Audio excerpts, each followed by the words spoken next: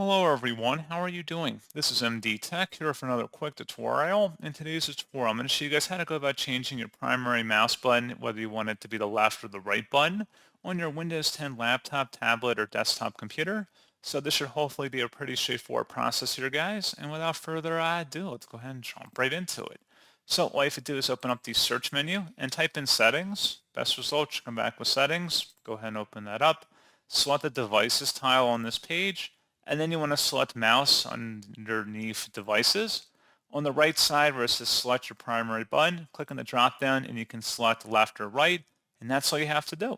So pretty straightforward process, guys, and as always, thank you for watching. I do hope that was able to help you out, and I do look forward to catching you all in the next tutorial. Goodbye.